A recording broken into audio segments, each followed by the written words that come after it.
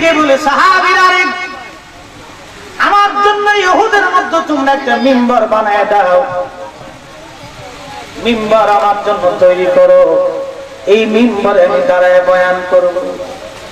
আল্লাহর নবী মিম্বর মোবারকে দাঁড়ায় গেলেন। দাঁড়ায় যাওয়ার পরে আল্লাহর নবী বয়ান শুরু করলেন। বয়ানের প্রথম মুহূর্তে নবীজি বললেন, সাহাবীরা তোমাদের মাঝে আমি নবী আর বেশি দিন থাকবো না, তোমাদের মাঝ থেকে আমি বিদায় নিয়ে চলে যাব। দুনিয়ার মধ্যে তোমাদের আমার সঙ্গে আর সাক্ষাৎ হবে না, তোমাদের সঙ্গে আমার সাক্ষাৎ হবে এক জায়গা, সেটা হলো হাউজে কাউসার। ওই হাউজে কাউসারে তোমার সঙ্গে সাক্ষাৎ হবে সাহাবীরা, হাউজে কাউসারে সাক্ষাৎ হবে সাহাবীরা। সাহাবী আমি নবী এই উহুদের মধ্যে দাঁড়াইয়া দাঁড়াইয়া হাউজে কাউসার আমি নবী দেখতে পাই। বুঝেন নাই? ওয়াজ মানে বুঝেন নাই? নবী বলেন, সাহাবীরা আমি এখানে দাঁড়িয়ে তোমাদেরকে বলতেছি, মানে উহুদের মাজার জিয়ারত করার পরে আল্লাহর নবী উহুদের পাশে মিম্বরে দাঁড়াইয়া ভাষণ দিচ্ছিলেন। বাচ্চারা কোন চুপ, শুধু নড়াচড়া, এটাতে আপনার সুযোগ নষ্ট। নড়াচড়া কথাবার্তা যার দরকার আছে চলে যাবে, প্লিজ বের হয়ে যাবে, যার বেশি দরকার সে চলে যাবে, ডিস্টার্ব করবে না। আল্লাহ রসুলের শানে কথা বলতে হলে খুব মনোযোগের সাথে করতে হবে, নাহলে চলে যাবে। এই উম্মতের কোনো প্রয়োজন নেই। আল্লাহ বলছেন, সারা পৃথিবীর সব মানুষ যদি আমাকে আল্লাহ বলে ডাক না দেয় তো আমি আল্লাহ কিচ্ছু হবে।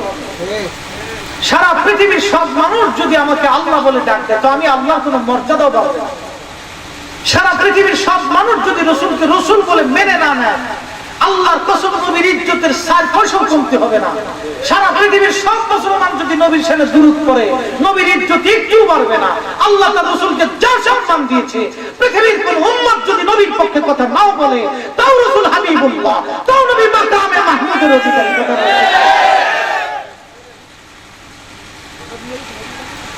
আমরা আমাদের লাভের জন্য রাসূলের কথা বলি, আমরা আমাদের লাভের জন্য রাসূলের কথা বলি। নবীর প্রশংসা করবেন, দুনিয়া আখিরাতে সম্মান পাবে। নবীর দুরূদ করবেন, আপনার সম্মান পাবে। রাসূলের কিচ্ছু আসে না।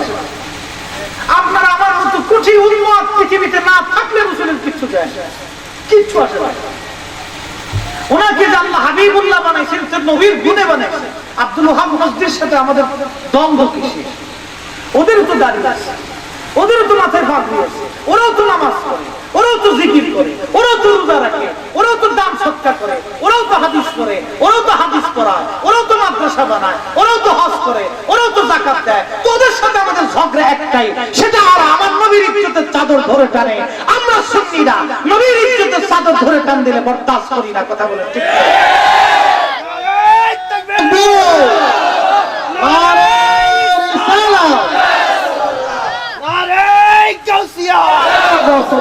আহলে সুন্নাত ওয়াল জামাত জিন্দাবাদ, জিন্দাবাদ। আহলে সুন্নাত ওয়াল জামাত জিন্দাবাদ, জিন্দাবাদ। নবী ওলির দুশমনেরা হুশিয়ার সাবধান, নবী ওলির দুশমনেরা হুশিয়ার সাবধান। নারে তাকবীর, আল্লাহু আকবার। আমার কথা ডাইরেক্ট, কোন ইনডাইরেক্ট। কষ্ট হচ্ছে আপনাদের? একটা ঘটনা শুনে ওয়াজের মোড় ঘুরে গেছে। একটা ঘটনা শুনে আপনাদের, আমরা যখন রাসূলের পক্ষে কথা বলি তখন দেখা যায় কোন পীরের বিপক্ষে চলে যায়। আমরা যখন নবীর পক্ষে কথা বলি তখন কোন বক্তার বিরুদ্ধে চলে যায়। আমরা যখন নবীর পক্ষে কথা বলি তখন কোন আজহারীর বিরুদ্ধে চলে যায়। আমরা যখন নবীর পক্ষে কথা বলি তখন শায়েখের বিরুদ্ধে চলে যায়। তখন কিছু পীর পূজারী, শায়েখ পূজারী, বক্তা পূজারী, মৌলভী পূজারী, ইমাম পূজারী, বড় হুজুর পূজারী বাংলাদেশে আছে। কথা বলে ঠিক না? এই পূজারীর দলেরা আমাদের উপরে খেপে। কিন্তু ঘটনা একটা আজকে শোনাই দিয়ে যাই, সারা জিন্দেগি মনে রাখবেন, সারা জীবন মনে রাখবেন। প্রশ্ন করি, নবী বড় না পীর বড়? আওয়াজ তুলে বলেন, নবী বড় না পীর বড়? বক্তা বড় না নবী বড়? শায়েখ বড় না নবী বড়? শায়েকে নবীর ইজ্জতের চাদর ধরে টান দিল তো শায়েক চুমাচ্ছেন আপনি না, পীর নবীর ইজ্জতের চাদর ধরে টান দিল তো পীর চুমাচ্ছেন আপনি, বক্তা নবীর ইজ্জতের চাদর ধরে টান দিল তো বক্তা চুমাইতেছেন আপনি। লাথি মারি বক্তার কপালে, লাথি মারি শায়েকের কপালে, যারা রাসূলের ইজ্জতের চাদর ধরে টান দেবে এক সেকেন্ডের জন্য মানা যাবে না, ঠিক না? তার বাস্তব প্রমাণ নবীর একজন সাহাবীর জীবন থেকে শোনাই দিয়ে আল্লাহর হাবিবের দরবারে একজন সাহাবী ছিলেন, তার নাম হযরত আবদুল্লাহ। হযরত আবদুল্লাহর বাবার নাম ছিল আবদুল্লাহ ইবনে উবাই, আবদুল্লাহ বিন আব্দুল্লাহ। ছেলের নাম আব্দুল্লাহ, বাবার নাম আব্দুল্লাহ, আর বাবার নাম ছিল আব্দুল্লাহ ইবনে উবাই। আপনারা জানেন সে মদিনার সবচেয়ে বড় মুনাফিক নেতা, মুনাফিকদের সর্দার আব্দুল্লাহ ইবনে উবাই বিন সালুল, যার সম্পর্কে কোরআন শরীফ একটা সূরা নাযিল হয়েছে, সূরার নাম সূরা মুনাফিক। বাবা গভীর মনোযোগ দিয়ে শুনেন, এই আব্দুল্লাহ ইবনে উবাই কিন্তু প্রত্যেক দিন নবীর মসজিদে এসে নামাজ পড়তো।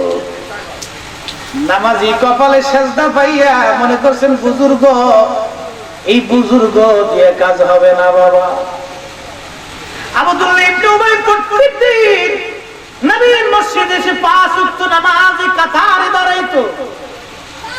প্রত্যেক জুমার দিনে আব্দুল্লাহ ইবনে উবাই নবীজি খুতবা দেওয়ার আগে দাঁড়ায় যায় বলতেন, হে মদিনাবাসী শোনো, ইনি আখিরি নবী, ইনি সর্বশ্রেষ্ঠ নবী, উনি যা বলবে তোমাদের তাই মানতে হবে।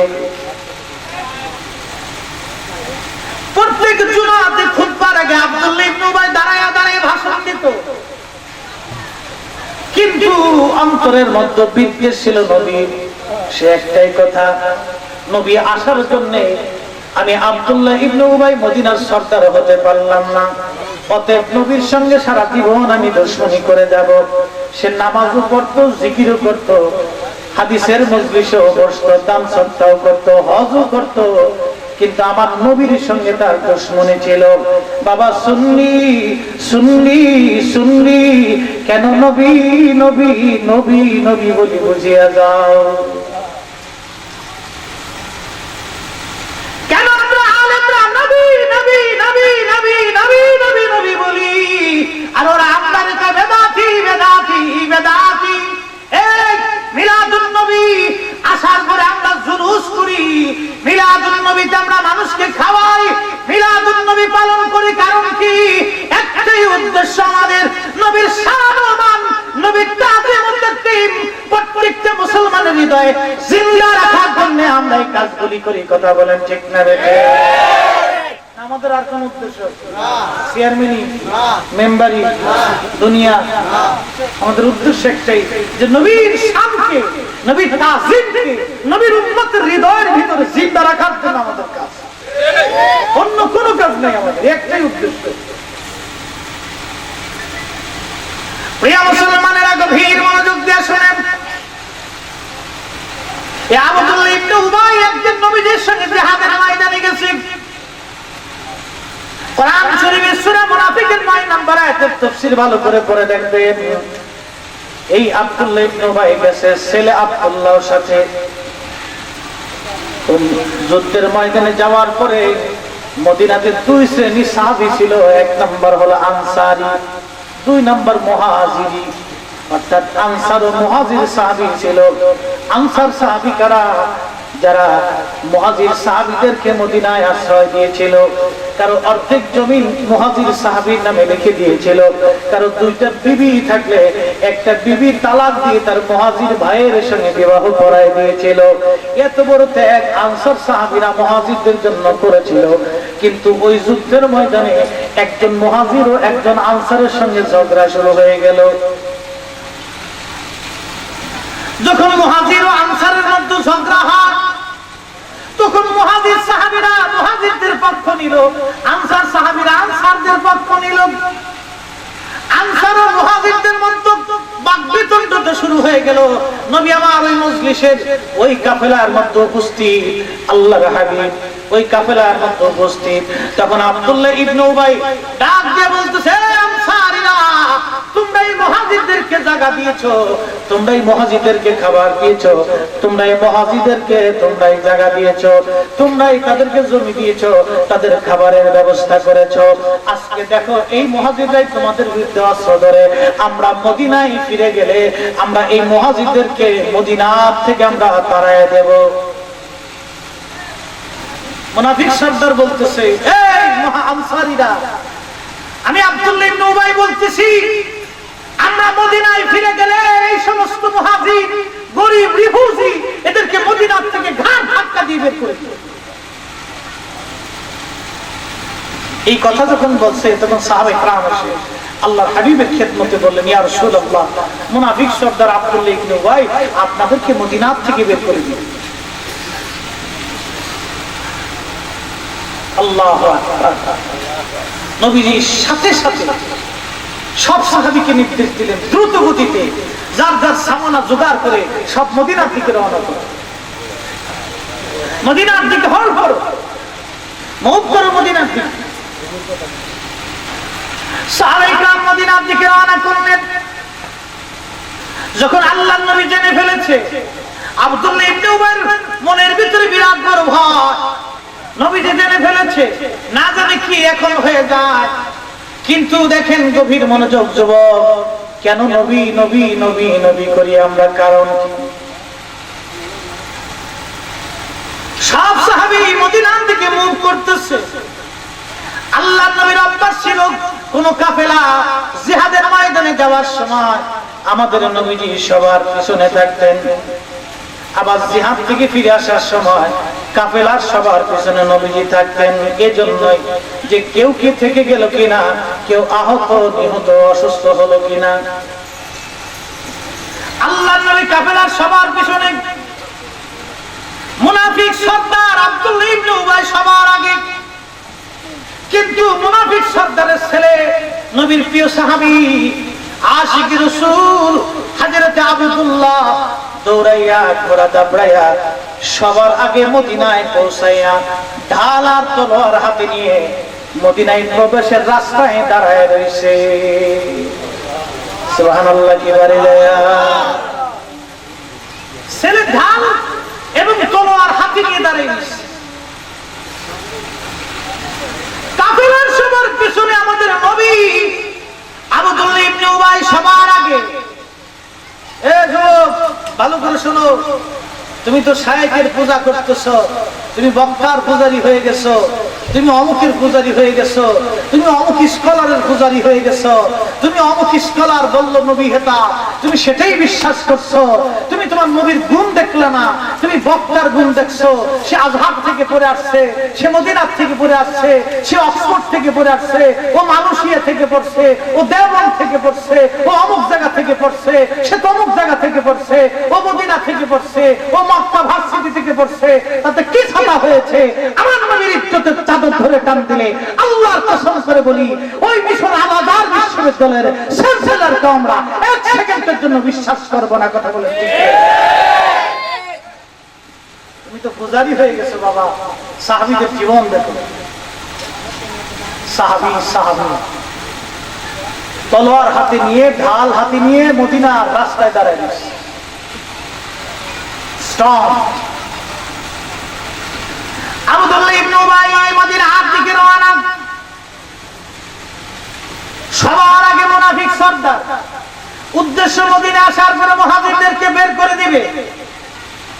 আর ছেলে আব্দুল্লাহ তলোয়ার হাতে নিয়ে রাস্তার মাঝখানে দাঁড়াইয়া বাবা আসতেছে, বাবার সামনে দাঁড়ায় বলে, বাবা আব্দুল্লাহ ইবনে উবাই দাঁড়া।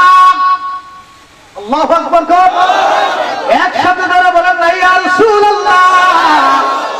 ছেলে তলোয়ার হাতে নিয়ে বলে, বাবা দাঁড়া। আল্লাহর কসম করে বলি, তোর দেহ থেকে মাথা আলাদা করে ফেলে দিব। তুই বলেছিস আমার নবীকে মদিনার থেকে বের করে দিবি। আমার মদিনার নবী সুলতানে মদিনা, আমার নবী এই মদিনার অধিপতি। আমার নবী হুকুম না দেওয়া পর্যন্ত আমি ছেলে আব্দুল্লাহ তোকে মদিনায় ঢুকতে দেব না।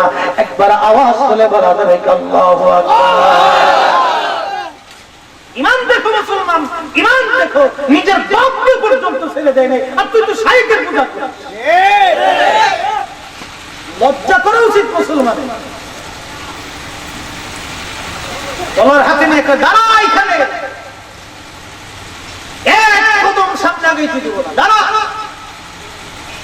যদি আগাস তো আমার তলোয়ার তোর গর্দান দেহ থেকে মাথা আলাদা করে দেবে। দাঁড়া।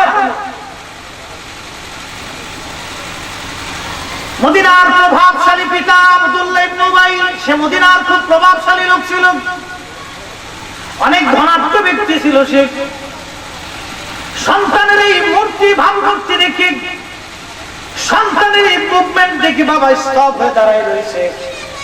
ছেলে তলোয়ার হাতে নিয়ে দাঁড়ায় রয়েছে। বাবা এক কদম নড়াচড়া দিবি, একবারে দেহ থেকে মাথা আলাদা করে ফেলে দিব। আমার নবী আসবে, নবী যদি অনুমতি দেয় তোকে মদিনায় ঢুকতে দেব, নতুবা তোকে মদিনা থেকে আমি তাড়ায় দেব। আমার নবী মদিনাতে থাকবে, নবী মদিনাতে থাকবে। নবী হুকুম দিলে তুই থাকবি, নাহলে তোকে বের করে দেব। একবার আওয়াজ তুলে বলা যাবে আল্লাহু আকবার। মুসলমান ইমাম দেখেন, ইমাম এর নাম হুব্বে রাসূল। নবীর ইজ্জতের চাদর ধরে টান দিলে বাপ চিনি না, মা চিনি না, সন্তান চিনি না, উস্তাদ চিনি না, পীর চিনি না, শেখ চিনি না, বক্তা চিনি না, তক্তা চিনি না, মন্ত্রী চিনি না, এমপি চিনি না, কাউকে চিনি না। কথা বলেন ঠিক না বেঠিক? সাহেবের তিন কথার মৌলবী পূজা করতেছে।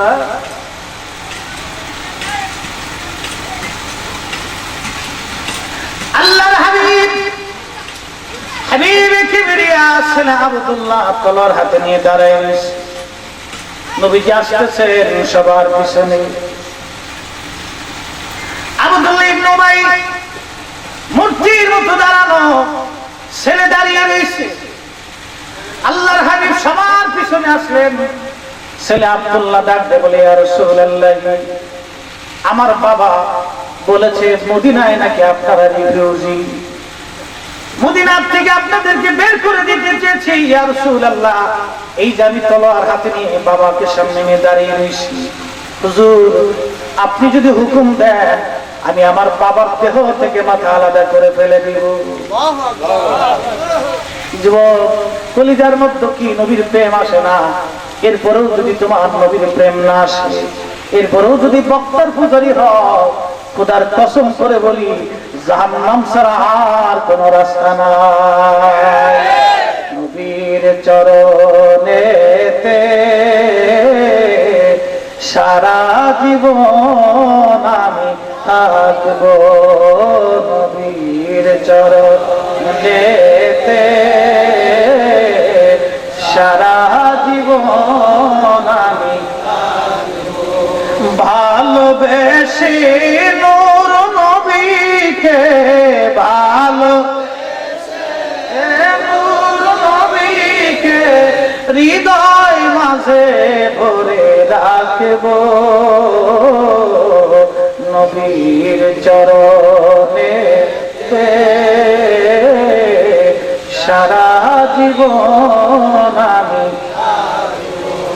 দুরুদে সালামে মিলাদ কিয়ামে। রাজি আছেন না? নাই রাজি আছে? দুরুদে সালামে মিলাদ কিয়ামে নূর নবীকে খুশি করব, নবীর চরণে সারা জীবন আমি থাকবো।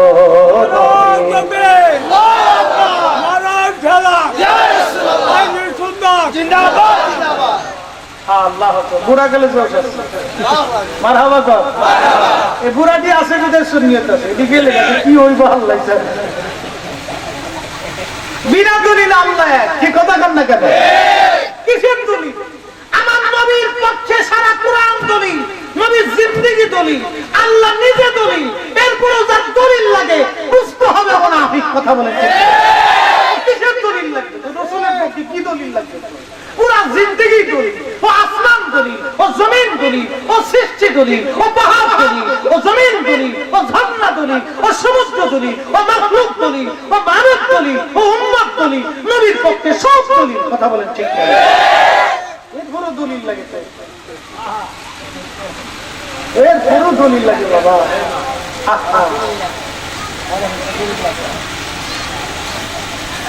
ভাইরা আমার সাহাবী বলি ইয়া রাসূলুল্লাহ, যদি হুকুম দেন দেহ থেকে মাথা আলাদা করে ফেলে দেব।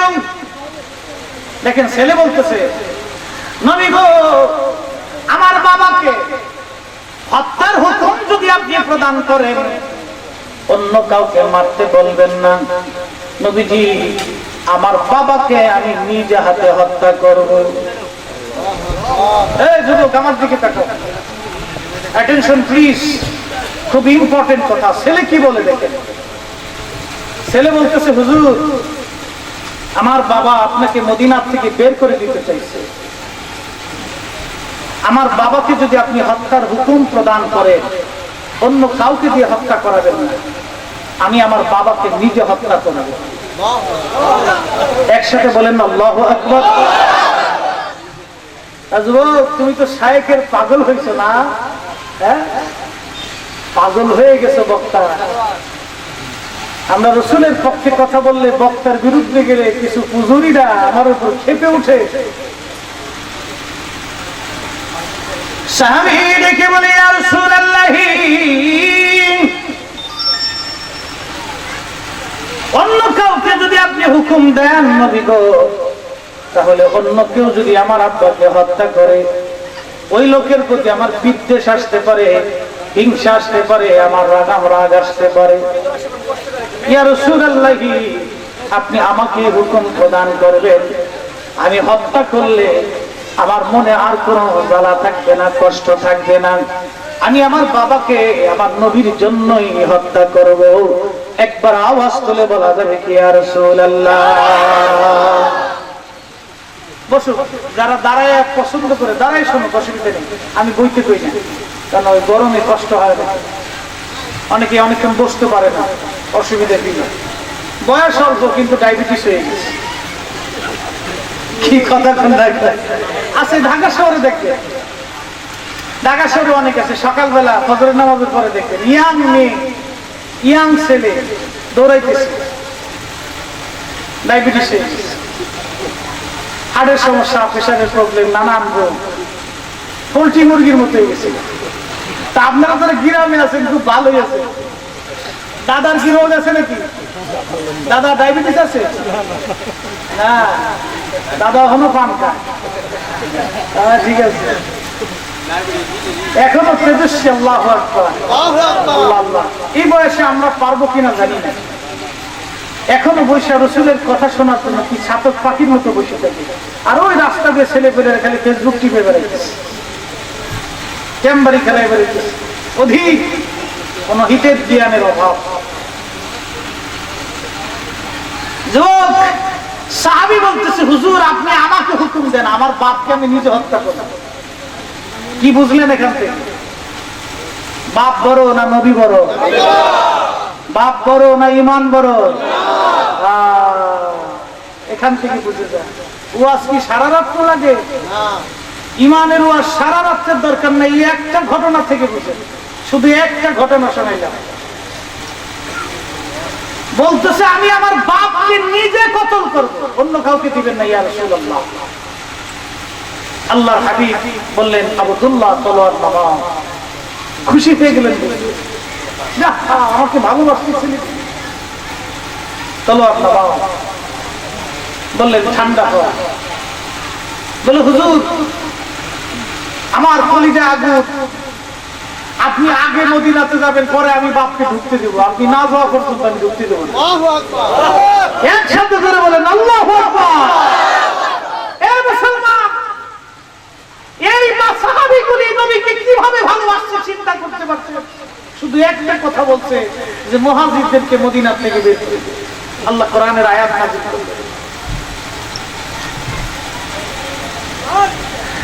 আল্লাহ বলেন, ওয়ালিল্লাহিল ইজ্জাতু ওয়া লিরুসুলিহি ওয়া লিল মুমিনিনা ওয়ালাকিন্নাল মুনাফিক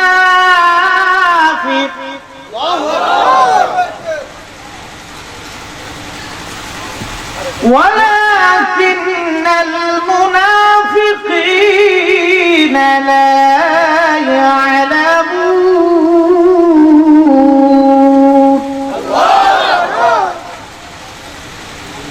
আল্লাহ বলেন হাবিব ওয়ালিল্লাহিল ইজ্জা ইজ্জত আমি আল্লাহর জন্য ওয়ালি রাসূলিহি আপনি নবীর জন্য ওয়ালা কি ব্যাপার কমান না পারেন আপনার মাইকের তো ভাও সব বুঝতেছি না ভাই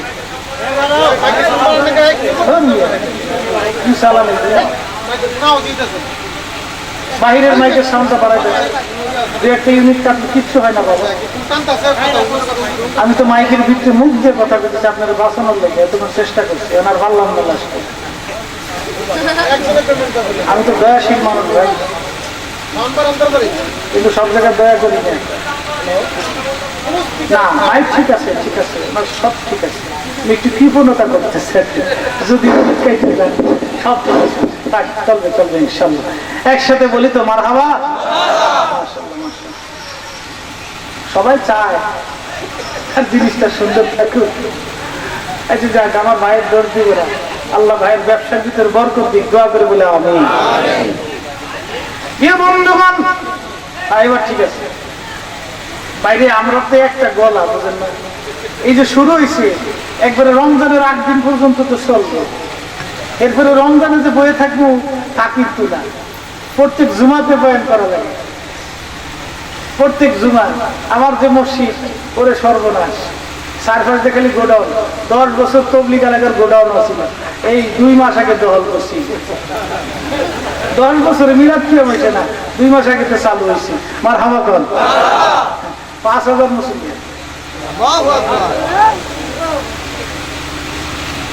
বুঝছেন না তো বয়ান তো করা লাগে খুব সুন্দর সুন্দর কথা কওয়া লাগে মিডিয়া কথা কওয়া লাগে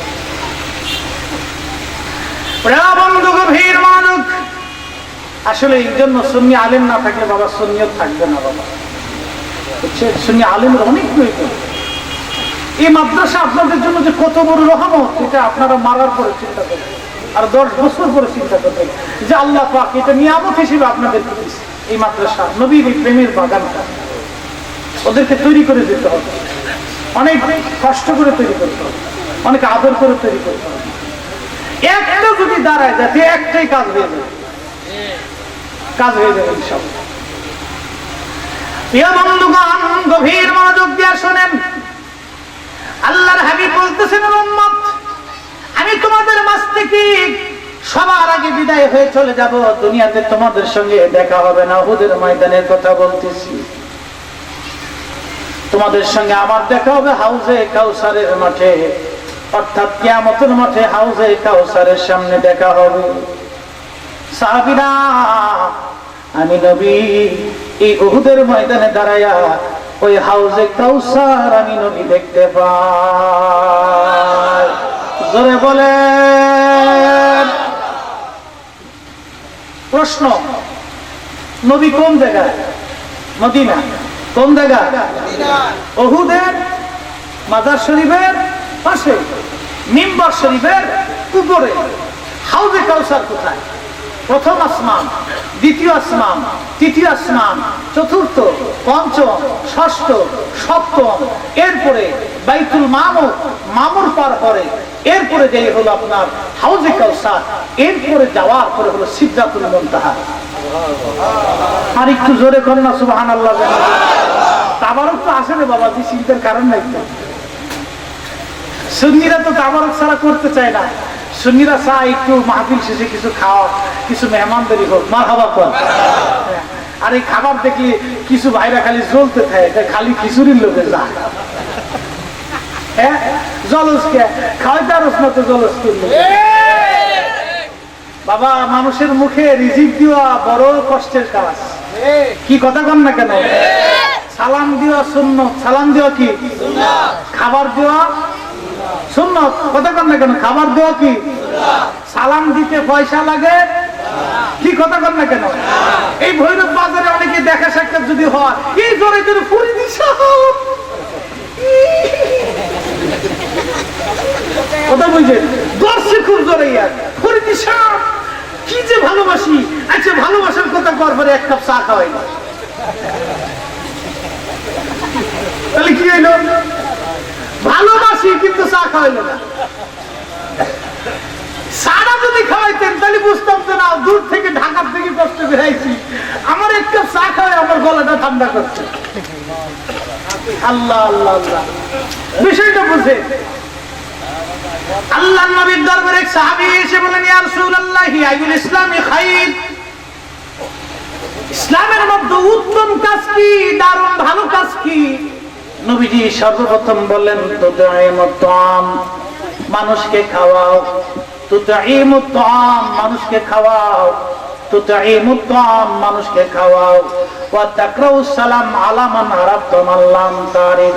এরপরে নবী বললেন, চিনো বা না চিনো সালাম আদান প্রদান করো, কিন্তু আগে নবী বলছে খাওয়াও খাওয়াও খাওয়াও খাওয়াও খাওয়াও। সালাম দিতে পয়সা লাগে না, মুসাফা করতেও পয়সা লাগে না, মুআনাকাও করতে পয়সা লাগে না, কিন্তু বাবা খাওয়াইতে গেলে পয়সা খরচ হয়। আপনার অনেক কষ্টের রুজির টাকা থেকে একজন আল্লাহর বান্দাকে খাওয়াইতে বাবা পয়সা খরচ হয়।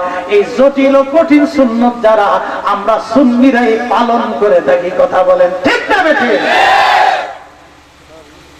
আমরা জটিল সুন্নত পালন করলেও আমরা বেদাতি হয়ে গেছি। আমরা বেদাতি কি এক আশ্চর্য জমানাতে বলছি ভাই, উদর পিঙ্গি বুদর ঘরে দোষ করছে একজন, চাপাইছে আর একজনের ঘাড়ের উপরে। ভাই কি জ্বালা করছি রে ভাই। নবীর উম্মত মানুষে খাওয়াইলে রিজিক কমে না, রিজিক বাড়ে। তার বাস্তব একটা প্রমাণ মিশকাতুল মাসাবির কিতাবুল আদাব থেকে আপনাদেরকে শোনায় না, কষ্ট হবে, দাখিলে পড়েছিলাম। কিতাবুল আদাব যখন দাখিলে পড়েছিলাম তখন হাদিসটা পড়েছিলাম, মনে আছে? আল্লাহর নবীর বাড়ি একজন সাহাবী দুধ নিয়ে আসছে। আমরা অনেক সময় পীর মাসে একদিনকে হাদিয়া দেই না? এই কথা কন না কেন? না দেন কেন? না কেন দেই? এটা কি আমাদের বানানো সুন্নত না সুন্নতে সাহাবা?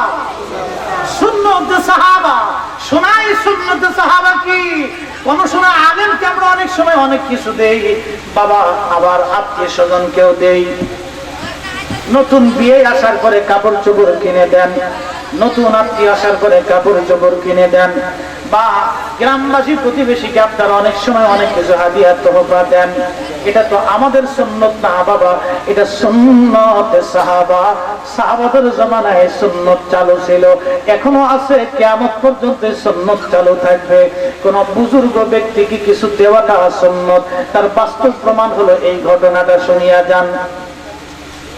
সাহাবীর বাড়ি থেকে দুধের পেয়ালা আসছে, এক পেয়ালা দুধ, অর্থাৎ তার গাভী বা উটের দুগ্ধ দোহানোর পরে ওই সাহাবী নবীর জন্য দুধ পাঠায় দিলেন মদিনার নবীর মসজিদে। যাও, আমার নবীর জন্য এই দুধটুকু নিয়ে চলে যাও। আল্লাহর নবী মসজিদে নববীর মধ্যে বসেছিলেন। আল্লাহর হাবিবের সামনে 80 জন সাহাবী ছিল, আহলে সুফার সাহাবী, যারা আজকে 3 দিন হলো কোনো খাবার তাদের ঘরের মধ্যে নাই। 3 দিন ধরে এই সাহাবীরা ক্ষুধার্ত অবস্থায় আছে। 3 দিন পরে নবীর বাড়ি মাত্র এক পেয়ালা দুধ আসছে। আহা, চিন্তা করতে পারছে সে দিনগুলি কত কঠিন ছিল, কত মধুর ছিল, কত প্রেমের ছিল, কত বেদনা ছিল, কত কষ্টের ছিল, কত সুখের ছিল। 80 জন সাহাবী 3 দিন পর্যন্ত ক্ষুধার্ত, কোনো খাবার নেই রাসূলের বাড়ি। অথচ আমার নবী রাহমাতুল লিল আলামিন, ইমামুল মুরসালিন, সাইয়্যিদুল কাউনাইন ওয়াস সাকালাইন, হাবিবুল্লাহর বাড়ি খাবার নাই, হাবিবুল্লাহর বাড়ি খাবার নাই। হাবিবুল্লাহ যদি বলতো আল্লাহ জান্নাত থেকে খাবার পাঠায় দাও, আমি না খেয়ে থাকতে পারবো না, খোদার কসম আমার নবীর জন্য প্রত্যেক ওয়াক্ত থেকে নতুন নতুন জান্নাতি খাবার নবীর বাড়ি ফেরেশতা জিবরাইল পাঠায় দিয়ে যাইতো। আল্লাহু আকবার, মারার খেলা, ইয়া রাসূলুল্লাহ, আইনি সুন্নাত জিন্দাবাদ। আল্লাহর হাবিব কোনদিন চান নাই নবী ক্ষুধার্ত। নবীজি ক্ষুধার্ত, 3 দিন ঘরের মধ্যে কোনো খাবার নাই। আল্লাহর হাবিবের সামনে এক পেয়ালা দুধ আসার পরে নবীজি বললেন, আবু হুরায়রা লাব্বাইক ইয়া রাসূলুল্লাহ। আবু হুরায়রা রে, এক পেয়ালা দুধ আসছে আজকে 3 দিন পরে। আমার সাহাবীরা ক্ষুধার্ত, সবার ভিতরে দুধের পেয়ালার দুধগুলি বন্টন করে দাও। হযরত আবু হুরায়রা মনে মনে চিন্তা করেন, আমি নিজেই তো ক্ষুধার্ত, 3 দিন এক পেয়ালা দুধ, 3 দিনের ক্ষুধার্ত মানুষের জন্য এক পেয়ালা দুধ বাবা কি হবে বলেন। আবু হুরায়রা মনে মনে চিন্তা করে, এক পেয়ালা দুধ আমি 80 জন সাহাবীর মধ্যে কিভাবে বন্টন করে দেই। আল্লাহর রাসূলের দরবারে আবু হুরায়রা বললেন, ইয়া রাসূলুল্লাহ, দুধ তো মাত্র এক পেয়ালা, আমরা মানুষ তো 80 জন, ইয়া রাসূলুল্লাহ কেমনে বন্টন করি গো নবী? নবী আমার দিকে বলে, রে আবু হুরায়রা, বিসমিল্লাহ বলে শুরু করো। হযরত আবু হুরায়রা বিসমিল্লাহ বলে শুরু করলেন, দিতে দিতে দিতে দিতে 80 জন সাহাবী পেট ভরে দুধ পান করলো। ধরে বলেন সুবহানাল্লাহ। কতজন সাহাবী? 80 জন। কয় পেয়ালা দুধ? এক পেয়ালা। খাইতেছে আর খাইতেছে, পেট ভরিয়া গেছে। 80 জন খাওয়ার পরে নবীজি নিজেও দুধ পান করলেন। দুধ পান করার পরে আল্লাহর হাবিব ডেকে বলে, রে আবু হুরায়রা, বাকি দুধগুলি যা আছে সব তোমার। আবু হুরায়রা বলেন, নবী আমার মুস্কি হাসি দিয়ে বললেন, বাকি দুধ যা আছে সব তোমার। আবু হুরায়রা বলেন, আমি এই দুধের পেয়ালা বিসমিল্লাহ বলে মুখ লাগাইলাম, পান করতে করতে আমার পেট ভরে গেল, 3 দিনের ক্ষুধাগুলি নিবারণ হয়ে গেল। এরপরও দুধের পেয়ালার মধ্যে তাকায় দেখি দুধ যা আছে তাই আছে, একটু কমেও নাই বাড়েও নাই।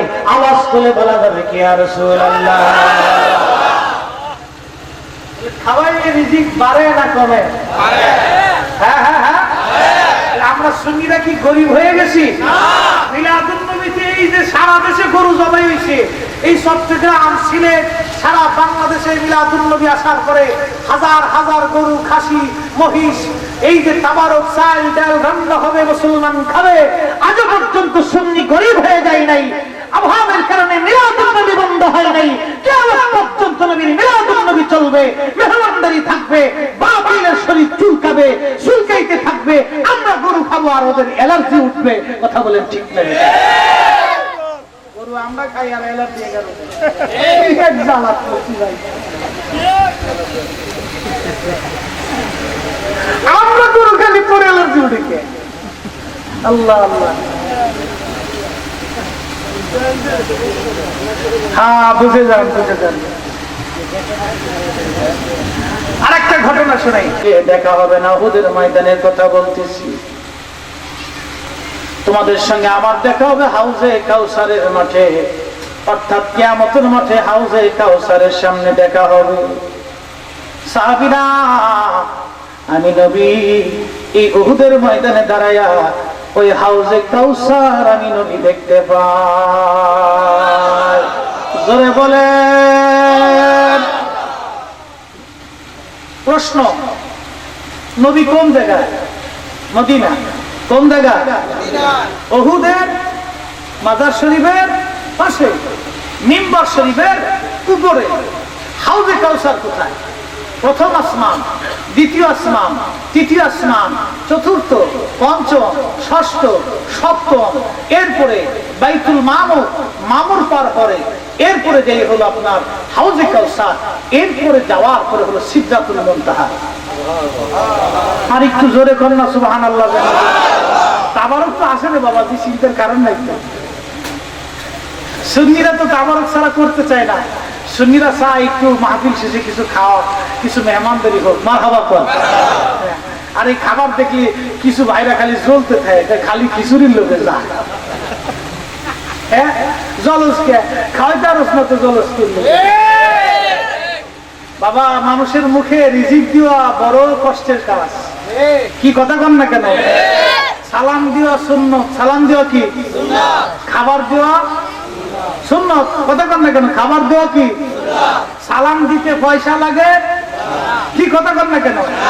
এই ভৈরব বাজারে অনেকে দেখা সাক্ষাৎ যদি হয়, এই জোরে জোরে ফুরি দিস, কথা বুঝছেন? দর্শে খুব জোরে ফুরি দিস, কি যে ভালোবাসি। আচ্ছা, ভালোবাসার কথা কর পরে এক কাপ চা খাওয়াই না, তাহলে কি হইল? ভালোবাসি কিন্তু চা খাওয়াইল না। সারা যদি খাওয়াইতেন তাহলে বুঝতাম তো না, দূর থেকে ঢাকা ঢাকার থেকে কষ্ট বেরাইছি, আমার একটা চা খাওয়াই আমার গলাটা ঠান্ডা করছে। আল্লাহ আল্লাহ আল্লাহ, বিষয়টা বুঝে আল্লাহ নবীর দরবারে এক সাহাবী এসে বলেন, ইয়া রাসূলুল্লাহ আইয়ুল ইসলামি খায়র, ইসলামের মধ্যে উত্তম কাজ কি, দারুণ ভালো কাজ কি? নবীজি সর্বপ্রথম বললেন, তুতঈমুত তাআম, মানুষকে খাওয়াও। তুতঈমুত তাআম, মানুষকে খাওয়াও। তুতঈমুত তাআম, মানুষকে খাওয়াও। ওয়া তাকরাউস সালাম আলা মান আরাফতা মান লাম তারিফ। এরপরে নবী বললেন, চিনো বা না চিনো সালাম আদান প্রদান করো। কিন্তু আগে নবী বলছে খাওয়াও খাওয়াও খাওয়াও খাওয়াও খাওয়াও।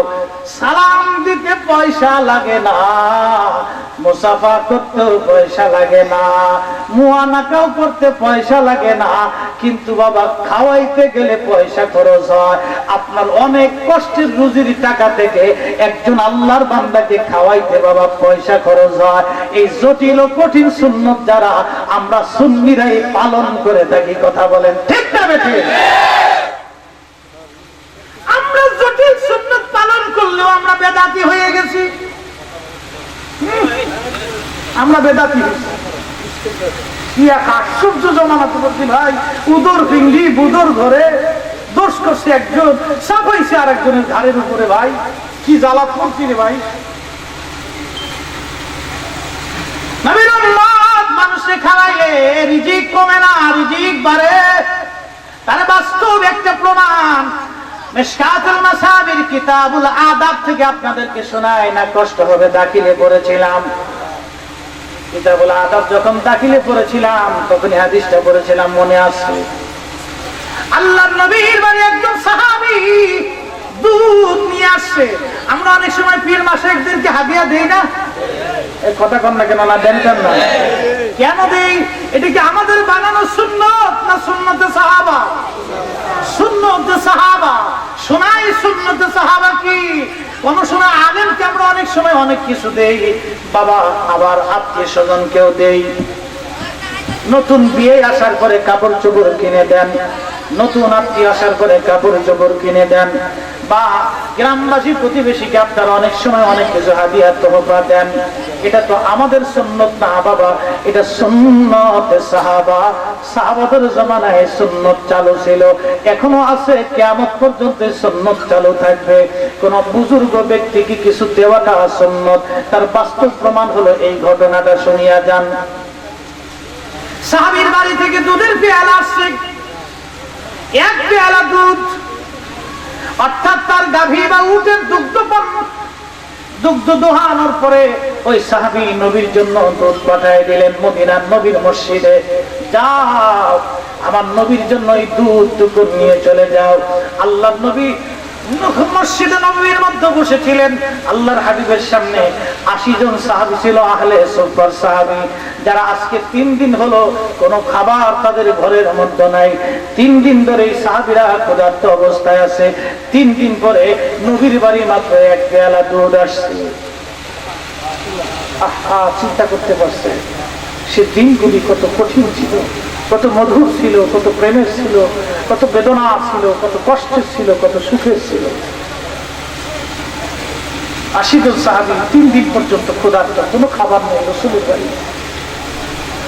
অথচ আমার নবী রাহমাতুল লিল আলামিন, ইমামুল মুরসালিন, সাইয়্যিদুল কাউনাইন ওয়াস সাকালাইন, হাবিবুল্লাহর বাড়ি খাবার নাই। হাবিবুল্লাহর বাড়ি খাবার নাই। হাবিবুল্লাহ যদি বলতো আল্লাহ জান্নাত থেকে খাবার পাঠায় দাও, আমি না খেয়ে থাকতে পারবো না, খোদার কসম আমার নবীর জন্য প্রত্যেক ওয়াক্ত থেকে নতুন নতুন জান্নাতি খাবার নবীর বাড়ি ফেরেশতা জিবরাইল পাঠায় দিয়ে যাইতো। আল্লাহু আকবার, মারার খেলা, ইয়া রাসূলুল্লাহ, আইনি সুন্দর, জিন্দাবাদ জিন্দাবাদ।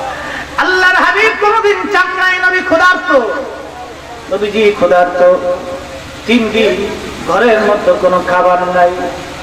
আল্লাহর হাবিবের সামনে এক পেয়ালা দুধ আসার পরে নবীজি বললেন, আবু হুরায়রা লাব্বাইক ইয়া রাসূলুল্লাহ। আবু হুরায়রা রে, এক পেয়ালা দুধ আসছে আজকে 3 দিন পরে। আমার সাহাবীরা ক্ষুধার্ত, সবার ভিতরে দুধের পেয়ালার দুধগুলি বন্টন করে দাও।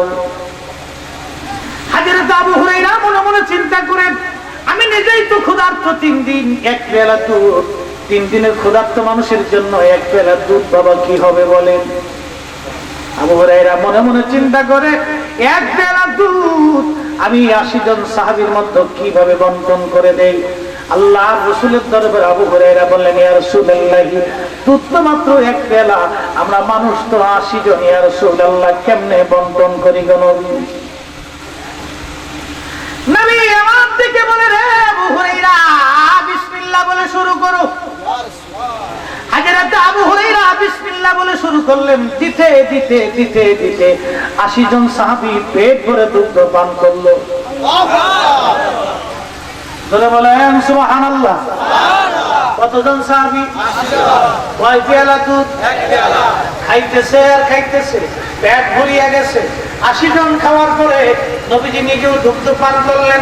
দুধ পান করার পরে আল্লাহর হাবিব ডেকে বলি, রে আবু হুরায়রা, বাকি দুধগুলি যা আছে সব তোমার।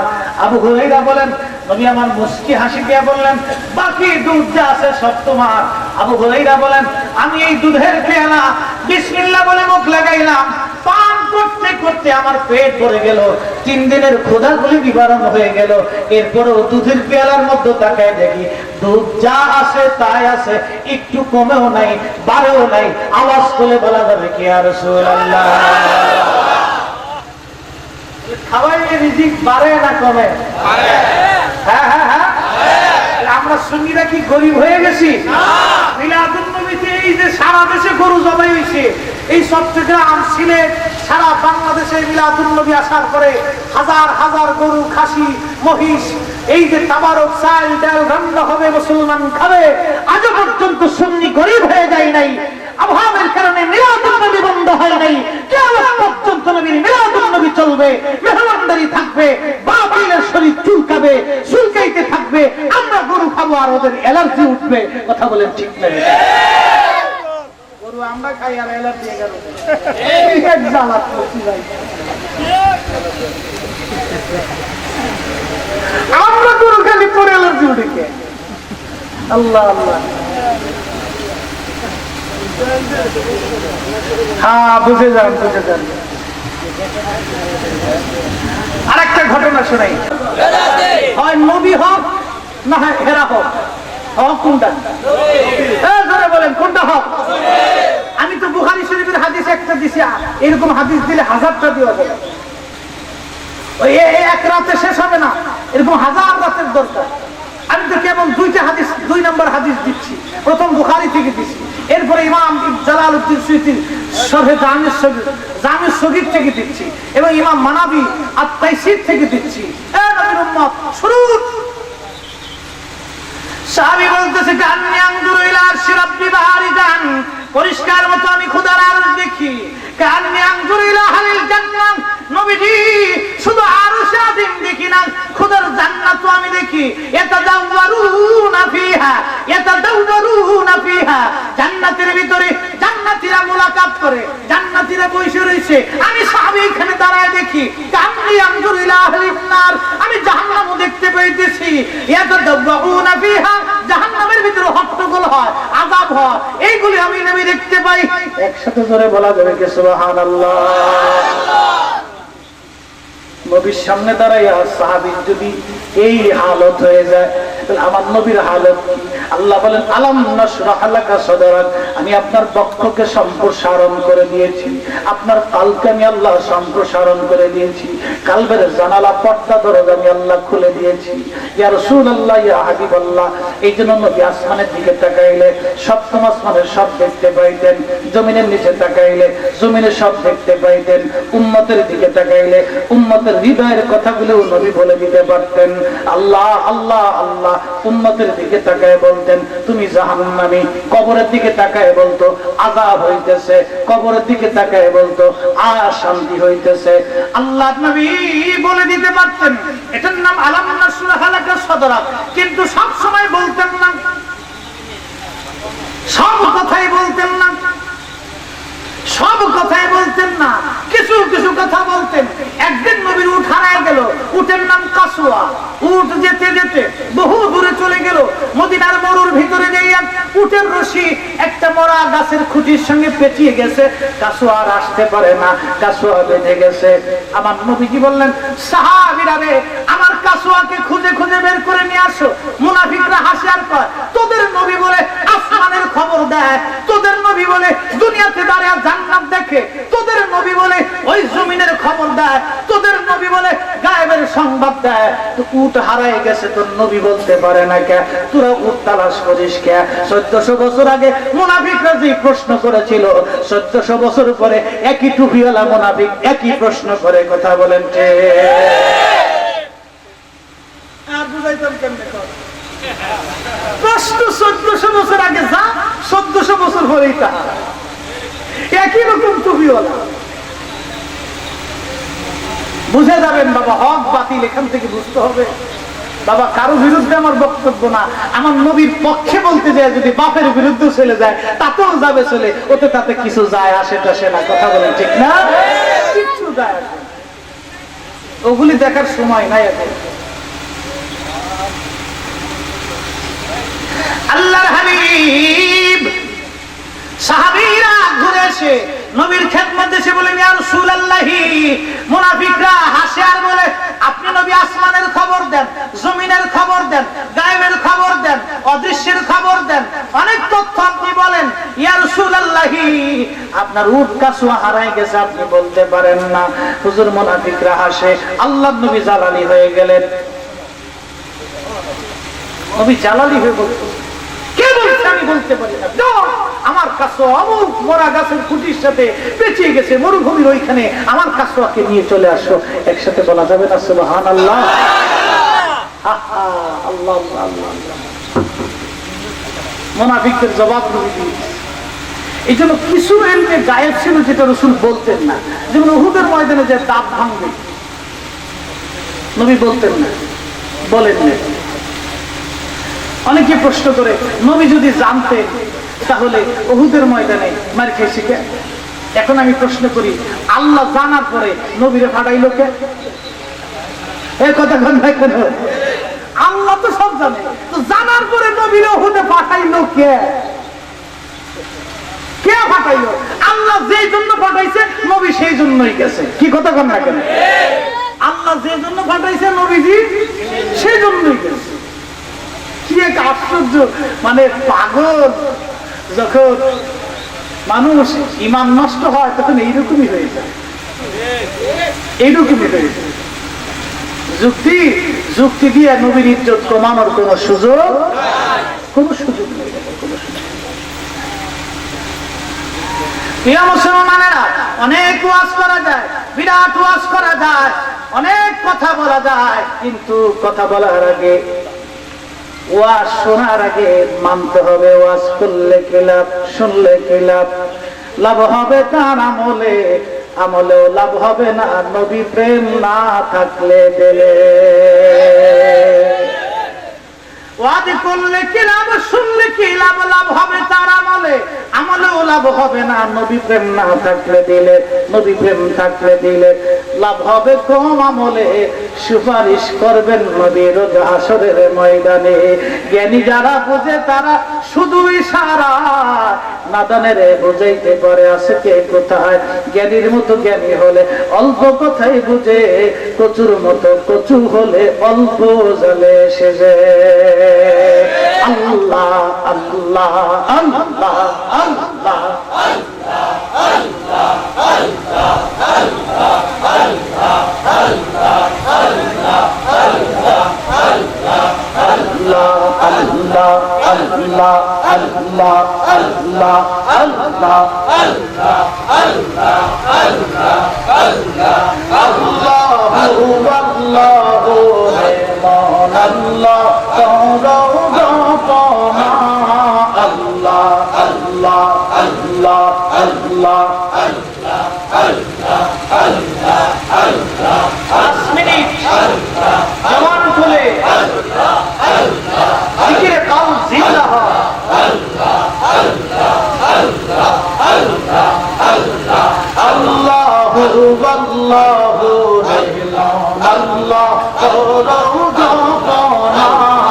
আল্লাহর নাম কি, আল্লাহর নাম কি না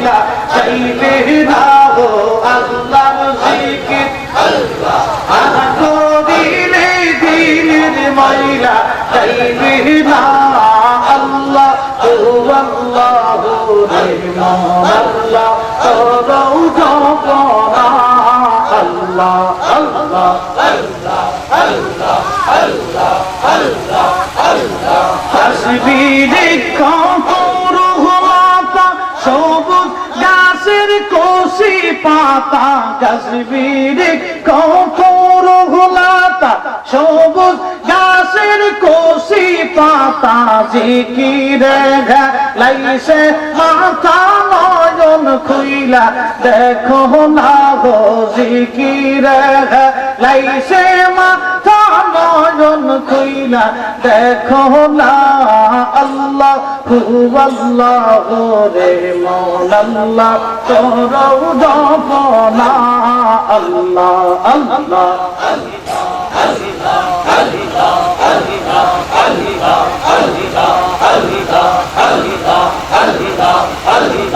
আসমান জমিন গ্রহ তারা আল্লাহর জিকির করে তারা আসমান জমিন গ্রহ তারা আল্লাহর জিকির করে তারা মানুষ হইয়া মানুষ হইয়া তোমরা কেন আল্লাহর জিকির করো না গো মানুষ হইয়া তোমরা কেন আল্লাহর জিকির করো না আল্লাহ আল্লাহ রে মৌলাল্লাহ করো জপনা আল্লাহ আল্লাহ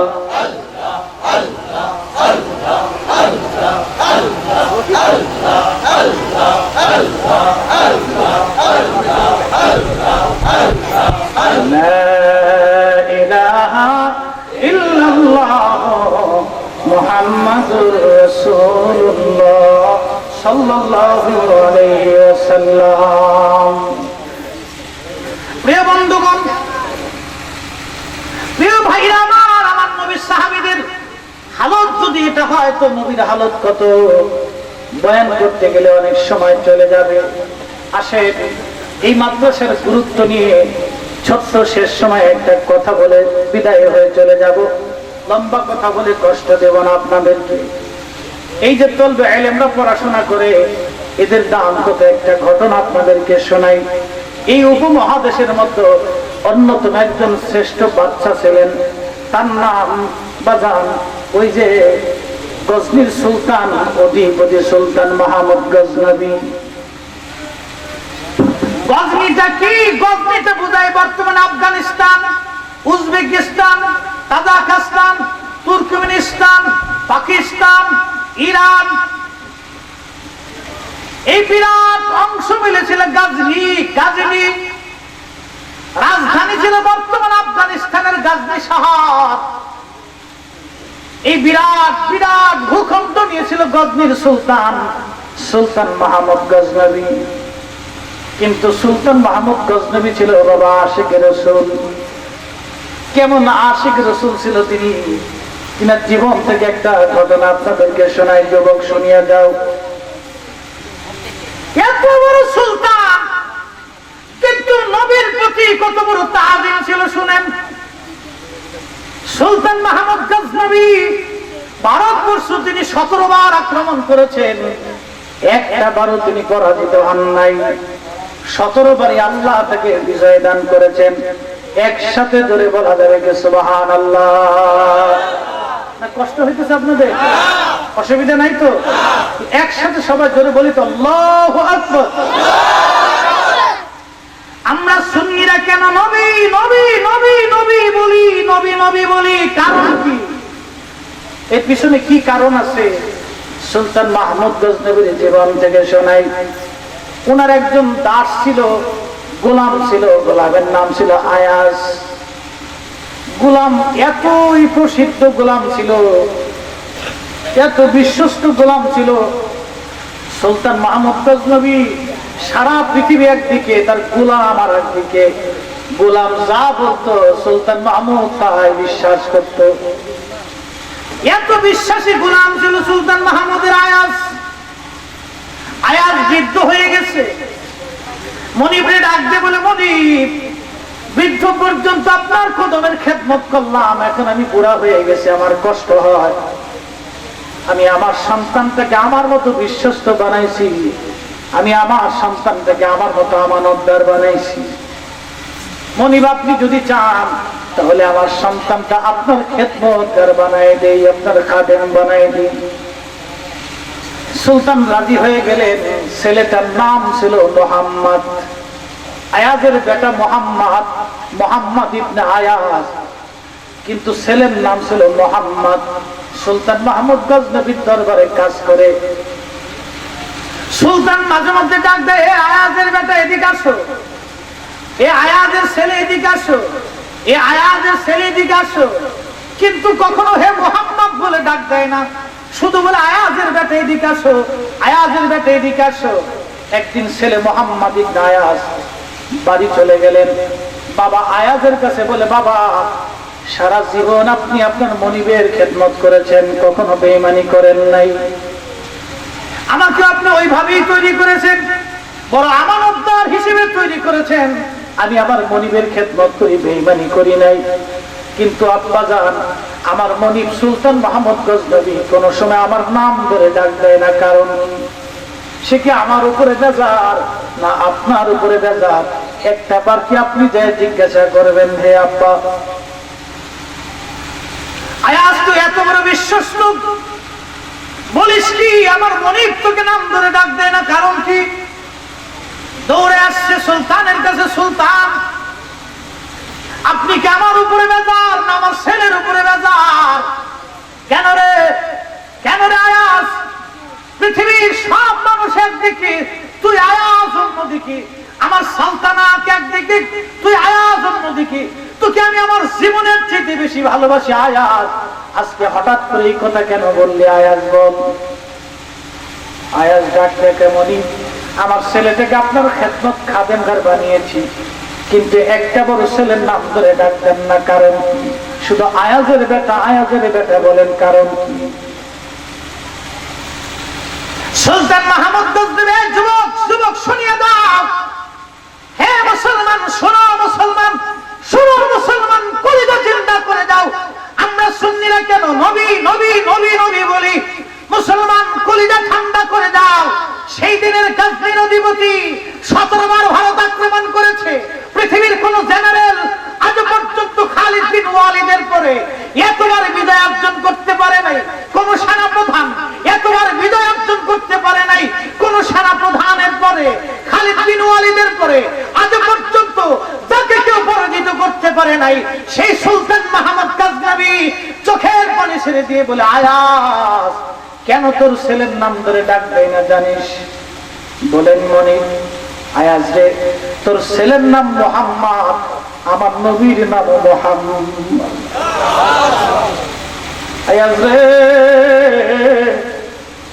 তোর ছেলের নাম যদি হে মোহাম্মদ বলে ডাক দেই, আমার নবীর নামের ইজ্জত নষ্ট, আমার নবীর সাথে বেয়াদবি হয়। আয়াজ রে, আমি সুলতান মাহমুদের জীবনে কি থাকতে পারি, আমার নবীর দরবারে যদি আমার নাম বেয়াদবির খাতায় লেখা হয়, আমার এই সালতানাত দিয়ে কোনো কাজ হবে না, কাজ হবে না। আওয়াজ তুলে বলা যাবে কি ইয়া রাসূলুল্লাহ? আল্লাহু আকবার। পৃথিবীর বাদশাদের নজর কেমন ছিল, আর মৌলভী মাদ্রাসায় পড়ে এখন খুব নজর ঠিক হচ্ছে। সারা জিন্দেগি শুধু হাদিস পড়ছে, বুঝলোই না। এই জন্য কাজী নজরুল আন্ডার ম্যাট্রিক, আহা কি চমৎকার লেখনী তার। আমি যদি আরব হতাম, মদিনারি পথ, সেই পথ দিয়ে হেঁটে যাইতেন নূর নবী হযরত,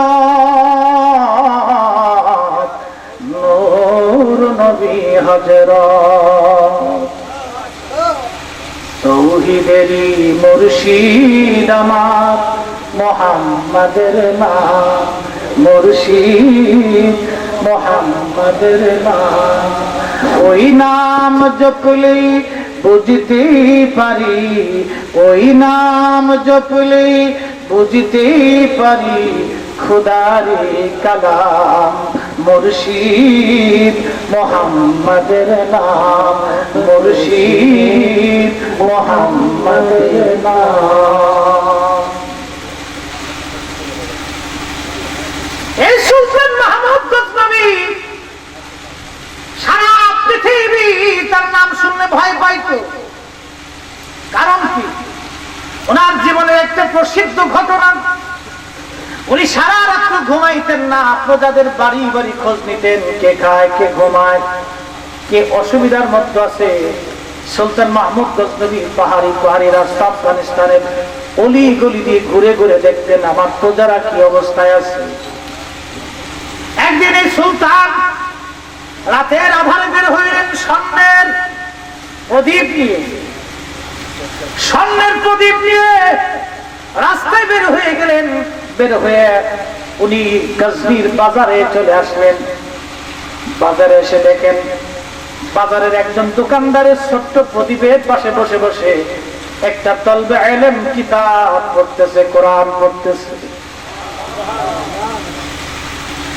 একজন তলবে ইলম কিতাব পড়ে সুলতান মাহমুদ গজনবী দাঁড়ায় দেখতেছে দোকানদারের প্রদীপের পাশে বসে বসে ছেলেটা কোরআন পড়ে, কিতাব পড়ে। জিজ্ঞেস করলেন, বাবা তোমার কি প্রদীপ নাই? তুমি দোকানদারের প্রদীপের পাশে বসে কিতাব কেন পড়ো?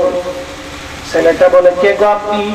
আমি এতিম, পাশের একটা এতিমখানা মাদ্রাসায় পড়াশোনা করি, আমার বাবা নাই, আমি গরিব মানুষ, প্রদীপ কেনার মতো পয়সা আমার কাছে নাই, আমি দোকানদারের প্রদীপে বসে বসে কিতাব পড়ি।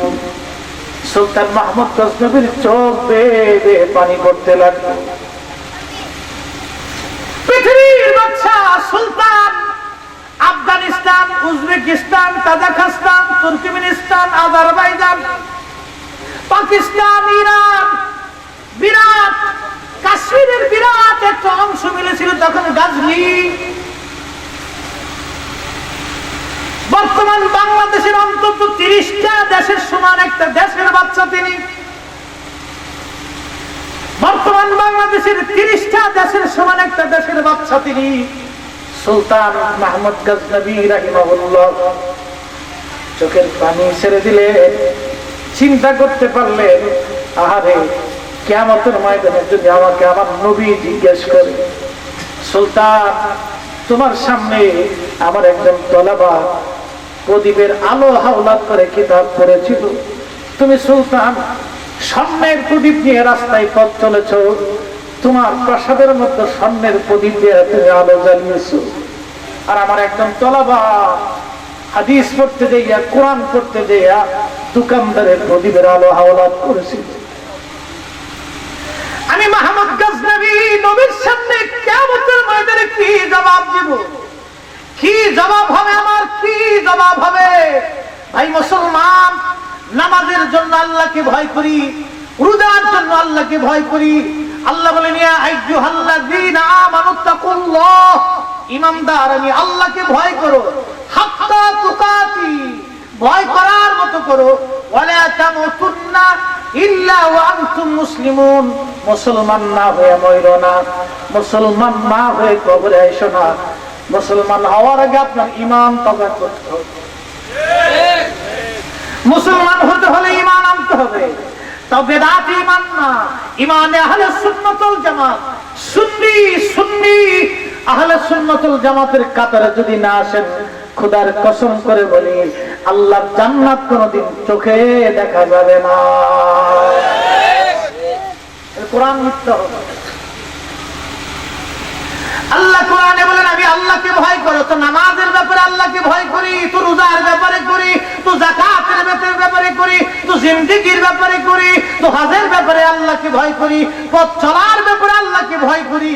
কিন্তু আপনারা কি জানেন, জীবনের সবচেয়ে বড় ভয় হবে নবীর ব্যাপারে। এটা তো আপনারা অনেক সময় তাফসীর শুনেন না। জীবনের সবচেয়ে বড় ভয় হবে নবীর ব্যাপারে। আল্লাহ নামাজ পড়েন নাই, আল্লাহ ইচ্ছা করলে মাফ করে দিবেন। রোজা রাখেন নাই, আল্লাহ ইচ্ছা করলে ক্ষমা করে দিবেন। হজ করেন নাই, আল্লাহ ইচ্ছা করলে ক্ষমা করে দিবেন। যাকাত দেন নাই, আল্লাহ ইচ্ছা করলে ক্ষমা করে দিবেন। শিরিক করেছেন, আল্লাহ ইচ্ছা করলে ক্ষমা করে দিবেন। ও নবীর উম্মত, কিন্তু আমার নবীর সঙ্গে বেয়াদবি হয়ে গেছে। আপনি ইচ্ছা করলেই আল্লাহর কাছে ক্ষমা পেতে পারবেন না, আর আমার আল্লাহ আপনাকে ক্ষমাও করবে না। আমার নবী ক্ষমা না করা পর্যন্ত ক্ষমা হবে না, আমার নবী দয়া না করা পর্যন্ত দয়া হবে না, আমার নবী মাফ না করা পর্যন্ত মাফ হবে না। এই জন্য আমরা সুন্নির আগে নবী নবী নবী নবী বলি। নারে তাকবীর, নারে রিসালাত, আহলে সুন্নাত ওয়াল জামাত। সুলতান মাহমুদ গজনবীর কলিজার ভিতরে কত বড় ভয়। কঠিন ময়দানে হাসরে নবী যদি জিজ্ঞেস করে, সুলতান তুমি সামনের প্রদীপ নিয়ে পথ চলেছ, আর আমার তলাবা রাতের আধারে আলো হাওলাত করে কিতাব পড়েছে, আমি সুলতান নবীর সামনে কি জবাব দিব? সেই দিন চোখের পানি ফেলে ফেলে কেঁদে কেঁদে বলে, বাবারে আমার সামনের প্রদীপটা তুমি নাও, কালকে থেকে সামনের প্রদীপে তুমি আলো জ্বালায় কিতাব পড়বা। সুবহানাল্লাহ, কি আসতে হবে না? যে নবীর চরণেতে সারা জীবন আমি থাকবো, নবীর চরণেতে সারা জীবন আমি থাকবো। ভালোবেসে নূর নবীকে, ভালোবেসে নূর নবীকে হৃদয় মাঝে ভরে রাখবো, নবীর চরণেতে সারা জীবন আমি থাকবো, নবীর চরণেতে সারা জীবন আমি। দুরুদে সালামে মিলাদ কিয়ামে, বলেন দুরুদে সালামে মিলাদ, নূর নবীকে খুশি করব, নবীর চরণেতে সারা জীবন আমি থাকবো। সুলতান মাহমুদ গজনবী সামনের প্রদীপ দিয়ে চলে গেলেন। তিনি রাত্রিবেলা নিজের প্রাসাদের মধ্যে ঘুমায়। রাহমাতুল লিল আলামিন, রাহমাতুল লিল আলামিন, ইমামুল মুরসালিন, হাবিবুল্লাহ, সাইয়্যিদুল কাউনাইন ওয়াস সাকালাইন, রাহমাত আলাম নবীজি সুদূর মদিনা থেকে আফগানিস্তানের গজনিতে সুলতান মাহমুদ গজনবীর প্রাসাদে সুলতান মাহমুদের রুমে রাহমাতুল লিল আলামিন তশরিফ গ্রহণ করলেন। আওয়াজ তুলে বলা যাবে কি ইয়া রাসূলুল্লাহ? নবী আছে? জোরে কর আছে। সুলতান মাহমুদ স্বপ্ন দেখে নবী আসছে। মারহাবা কর। কেন? তোলা আমাকে সম্মান করছে। নবীজি দেখে বলে, রে সুলতান মাহমুদ,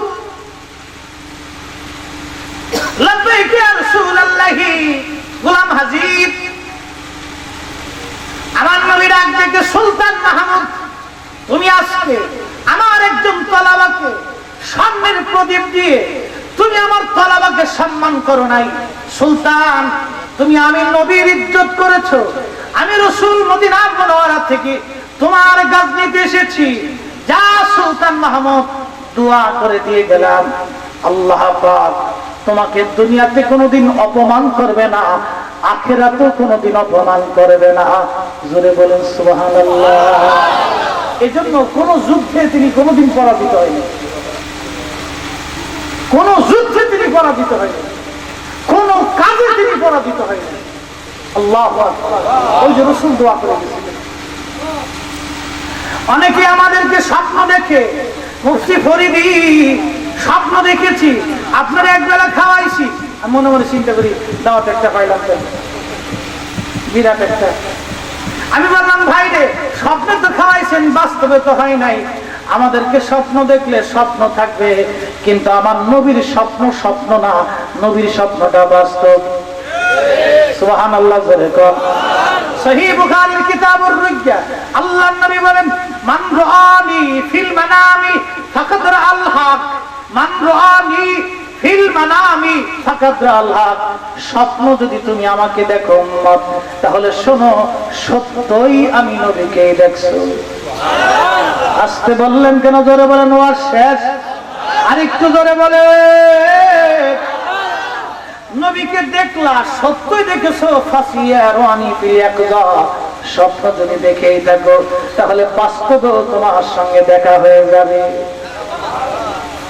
অ্যাটেনশন প্লিজ, এই হাদিস থেকে মাসালা, শুধু স্বপ্নের মাসালা না, বাস্তব মাসালা।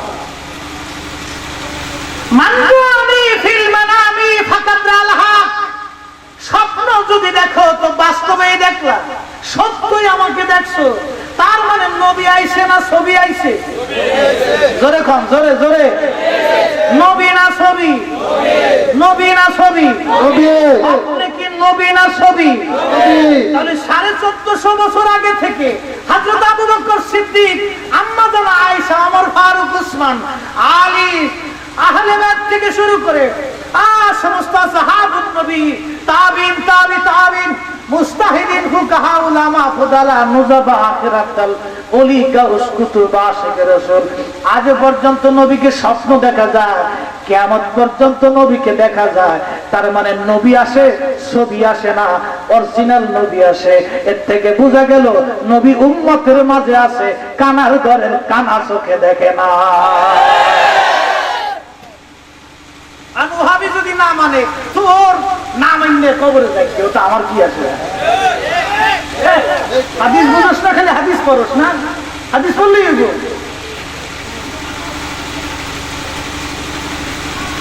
এই জন্য শুধু হাদিস শুনলে হবে না, হাদিস বুঝে যেতে হবে। এই আধ্যাত্মিকতা বুঝতে হলে তাসাউফের জ্ঞান দরকার। কিয়ামত পর্যন্ত নবী উম্মতকে স্বপ্ন দেখাবে, কথা ঠিক? কথা ঠিক। আর নবী আসে না ছবি আসে? ধরে কর, নবী না ছবি? নবী না ছবি? যদি 1400 বছর আগে থেকে নবী আসে, এখনো নবী 1400 বছর আগে ছিল, এখনো আছে, কিয়ামত পর্যন্ত নবী স্বপ্নে আসবে। এর অর্থ হলো নবী আছে, নবী আছে, নবী আছে। যে উম্মতের চোখ আছে সে নবী দেখে, যার চোখ নাই সে নবী দেখে না।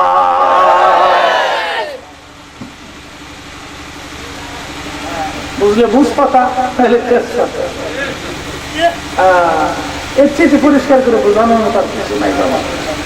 আর কেমনে বুঝে? এরপরে যদি মোল্লার পিছনে দৌড়ান তো দৌড়ান, কিয়ামতের ময়দানে মোল্লা আপনারা সুপারিশ করবে। আমার নবীর দরকার নাই তো, আমরা তো মোল্লার দরকার। কি কথা কর না কেন? যার মোল্লার দরকার সে মোল্লার পিছনে দৌড়ান, নবীর দরকার নাই তো। আমার নবীর দরকার, এক কথায় শেষ। তাহলে আমাদের এই বাচ্চাদেরকে তৈরি করার দরকার আছে না? নাই? করবেন কিনা ইনশাআল্লাহ? বাজি সুন্নাত বাঁচাইতে হলে ওদেরকে আদর করতে হবে।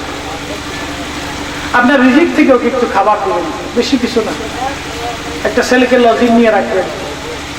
আপনার যদি অনেক সম্পদ থাকে তো একটা ছেলের দায়িত্ব নিয়ে নেবেন, যে আমার ছেলেটা তো আমি স্কুলে পড়াই বা কলেজে পড়াই, তা আমি একটা ছেলের আলেম বানাই দিই, মাশাআল্লাহ, দায়িত্ব নিয়ে নেবেন। একটু খরচা করবেন, আপনার সন্তানটাও মানুষ হবে, ও মানুষ হবে।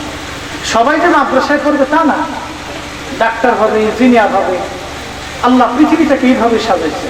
সবাই ফরিদি সাহেব হবে না, সবাই তাহিদি সাহেব হবে না, সবাই জিহাদি সাহেব হবে না, সবাই এই কি বলে কাদেরি হবে না, সবাই চিশতি হবে না, সবাই ডক্টর হবে না, সবাই ইঞ্জিনিয়ার হবে না, সবাই কৃষক হবে না। আল্লাহ পৃথিবীটাকে এইভাবে স্তর স্তর করে তৈরি করছে। আপনি একজন জেনারেল শিক্ষিত মানুষ, নিজেকে ছোট করার কিছু নাই তো। আপনি আল্লাহর কাছে অনেক দামি।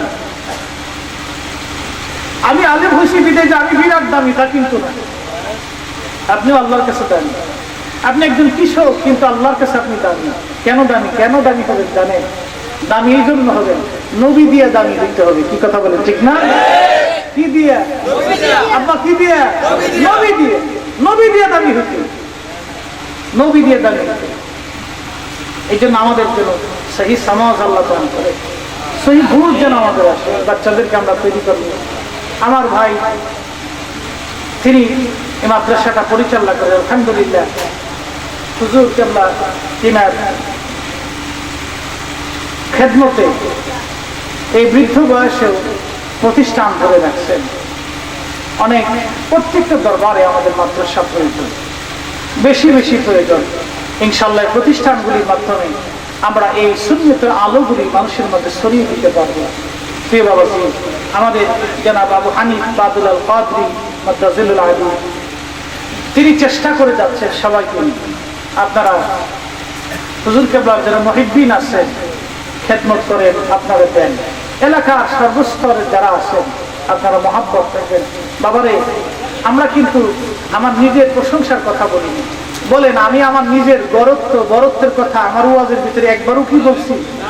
এই কথা কর না কেন? বলছি। সারা সময়টা আমি আমার নবীর প্রশংসা করছি। কি কথা বলেন, ঠিক না? কেন প্রশংসা করছি জানেন? প্রশংসা না করলে আমার কলিজার খোরাক হয় না। আর আপনারাও ধৈর্যের সাথে বসে বসে শুনছেন। কেন শুনছেন জানেন? যে নবীর কথা না শুনলে অন্তর ভরে না। কথা বলেন, ঠিক না? এই জমিনে ঠিক আপনাদের মতোই কালমা পড়নেওয়ালা আছে, ঠিক আপনাদের মতোই যুবক আছে, ঠিক আপনাদের মতোই বৃদ্ধ আছে, ঠিক আপনাদের মতোই আলেম আছে, তো ঠিক আপনাদের মতোই মুসলমান আছে যারা নবীর প্রশংসা শোনার পরে শরীরে চুলকায়, দাড়িতে চুলকায়, এমনি খাইছে ভাল লাগে না, তো দূর বেদাতি হুজুর লয়ে এসে। কি কথা কন না কেন? নাম ছিল ভাল লাগে না, ভালো লাগে না। বাবা, ভালো কখন লাগে জানেন? কারো প্রতি অত্যধিক পরিমাণে ভালোবাসা আসলে ভালো লাগে। এবার একটু প্রেমের ওয়াজ করে দিই। যুবকরা আবার এই প্রেম টেম অন্যদিকে ডাইভার্ট করেছে। লাইলার মজনুর ভালোবাসা, এই ভালোবাসার কথা আল্লামা শেখ সাদি রাহিমাহুল্লাহ, জালালউদ্দিন রুমি রাহিমাহুল্লাহ, তিনারা তাদের কিতাবে লেখছে। মানে এই ভালোবাসাটা দুনিয়াবি ভালোবাসার দিকে নেই, আল্লাহর দিকে তারা এনেছে। তো মজনু লাইলিরে ভালোবাসে, লাইলি মজনুকে ভালোবাসে। একদিন লাইলি প্রীতি ভোজের আয়োজন করছে, কাঙ্গালি ভোজ, গরিব মানুষের খাওয়াবো। তো মজনুর একটা কাঠের বাসন ছিল, আগে তো কাঠ দিয়ে বাসন তৈরি করেছে, তো কাঠের বাসনটা ছিল ভাঙ্গা। তো মজনু ভিখারি বেশে লাইনের পিছনে দাঁড়ায় আছে। তো লাইলি কাঙ্গালিদেরকে খাবার দিতে দিতে দিতে যখন মজনু সামনে গেছে, তখন মজনুকে না দিয়ে লাইলি অন্দরমহলে চলে গেছে। আর মজনু খালি লাফা। এলাকার লোক কয়, মজনু তুই যে পাগল, এর থেকে বোঝা যায়। বলে, কে রে? দেখছিস তুই যে লাফাইতেছিস, তোর লাইলি যে তোরে ভালোবাসে না, সবাই খাবার দিল কিন্তু তোরে তো খাবার দিল না। তোরে যদি ভালোবাসতো তাহলে তোরে আগে খাবার দিত। মজনুটা আগে বলে, এলাকাবাসী তোরা কি প্রেম জানিস? তোরা কি প্রেম বুঝিস? প্রেম জানিস না, প্রেম বুঝিস না, প্রেম কি জিনিস জানিস না। আমার লাইলি তো কাঙ্গালি ভোজের আয়োজন করে নাই, আমার লাইলি আমাকে এক নজর দেখার জন্য ব্যবস্থা করেছে। আল্লাহু আকবার। আমার লাইলি তো কাঙ্গালি খাওয়ার জন্য ওই কাজ করে নাই, লাইলি আমার এক নজর দেখার লেগে এই কামটা করছে। তোরা প্রেমের কি জানিস? আমরা সুন্নিরা ওটা বলি, তোরা প্রেম কি জানিস? আমরা সুন্নিরা মিলাদ নবী পালন করি আমার রাসূলের জন্য, নবীর তাজিম জিন্দা করার জন্য। কথা বলেন, ঠিক না? কি প্রেম বুঝবা তুমি? নবীর প্রশংসা শোনার পরে শরীরের ভিতরে চুলকায়, কি প্রেম বুঝবা তুমি? এই জন্য জটিল কথা, অনেক শক্ত কথা এসে যায় রাসূলের পক্ষে, এটা নিজেকে সংবরণ করতে পারি না, বলে ফেলে দিই। নবীর পক্ষে কথা বলতে চাই। সাহাবীরা যদি বাপের গলায় তলোয়ার ধরতে পারে, আমরা তো তলোয়ার পর্যন্ত উঠেছি, খালি কথা পর্যন্ত। ওই সমস্ত সাহাবীরা দুনিয়াতে আজকে জিন্দা থাকতে কত মৌলবী বুড়িগঙ্গার নদীর ভিতরে গলা কেটে ফেলে দিত, কত মৌলবী পদ্মার যমুনার মেঘনা নদীর মধ্যে ফেলে দিত সাহাবায়ে কেরাম। জানেন কত মৌলবী ফেলে দিত। দূর হওয়ার গাদ্দারের দল দূর হয়েছে। ওই সমস্ত সাহাবায়ে কেরাম আজকে জিন্দা থাকতে। এই জন্য আপনাদেরকে বলি সুন্নিয়তের পথে থাকেন। আল্লাহ মঞ্জুর করুক। কথা আর বাড়াবো না, যেহেতু আমাদের ছাত্রদের আজকে অনুষ্ঠান মালা আমরা শেষ পর্যন্ত চলে আসতেছি ইনশাল্লাহ। আমার কাছে একটা কিতাব আছে, যুবকরা রেখে দিবেন 25 মাসালা। হ্যাঁ, আমার সম্পদ নাই। سيدنا رسول الله وعلى آلك وأصحابك يا حبيب الله الصلاة والسلام عليك يا نبي الله وعلى آلك وأصحابك يا نور الله ربنا ظلمنا أنفسنا وإن لم تغفر لنا وترحمنا لنكونن من الخاسرين يا الله يا رحمن يا رحيم يا حي يا قيوم يا رب العالمين আমরা কতগুলি গুনাহগার আল্লাহ কুমের মারা সরকার বাড়ির মাদ্রাসার ময়দানে বার্ষিক ইসালে সওয়াবের মাহফিল ইয়া আল্লাহ কোরআনের পাখিকে পাগড়ি প্রদান করা হয়েছে। আল্লাহ মাগরিব হতে এই পর্যন্ত মাগরিব বা তালিম পাওয়াতে হয়েছে। আল্লাহ এই পর্যন্ত ওয়াজ নসিহত করা হয়েছে। আল্লাহ কোরআন হাদিসের আলাপ আলোচনা করা হয়েছে। আল্লাহ যা কিছু শুনেছি, যা কিছু করেছি, আল্লাহ সেই অনুযায়ী আমল করার তৌফিক আমাদেরকে দান করে দাও। আল্লাহ এর মধ্যে যা কিছু সওয়াব মঞ্জুর করেছেন, কবুল করেছেন, ওই সওয়াবটুকু লক্ষ কোটি কোটি গুণে বাড়াইয়া আকায়ে মাওলা তাজের মদিনা আহমদ মুস্তাফা মুহাম্মদ মুস্তাফা ব্যথার বিকিদু কুলের সাথে নবী মুহাম্মদ রাসূলুল্লাহ সাল্লাল্লাহু আলাইহি ওয়াসাল্লাম সোনার মদিনায় কবুল করে নাও। আল্লাহ সমস্ত নবী ও রাসূলের সিদ্দিকীন সাহাবায়ে কেরাম তাবিঈন তাবিঈন সালিহিন ওয়া রাশিদিন পাঁচ পাঁচজন চারমাস চার তরিকার সমস্ত ইমামদের দরবারে কবুল আর মঞ্জুর করে নিন। আল্লাহ বাংলা সম্রাট শাহজালাল শাহ ফরমান 360 আল্লাহ আল্লাহ বাংলার জমিনে বিভিন্ন ডিস্ট্রিক্টে বিভিন্ন ওলিয়াউল্লাহদের সাথে আল্লাহ প্রত্যেকের পাকে কবুল আর মঞ্জুর করে নিন। খাস করে আমাদের দরবারে মস্তকে আলা হযরত সৈয়দ মিরান সাহেবের দরবারে পৌঁছায় দাও। আল্লাহ সিরিকের জন্য পৌঁছায় দাও। আল্লাহ পাকের মুসিবত দরবারে পৌঁছায় দাও। আমাদের তরফ হইতে রুহানি নেক নজর দাওয়াত ওয়াজের মাহফিলে নসিব করে দাও। আল্লাহ জাহাজ পড়েছে, আল্লাহ জানে না কার মা নাই, কার বাবা নাই, কার জানি মাও নাই রে বাবা নাই, আর মতো নীতি নেই জগতে আর কেউ নাই। আল্লাহ সন্তান বিদেশে থাকলে সেকেন্ডের মধ্যে খবর পাই সন্তান কেমন আছে।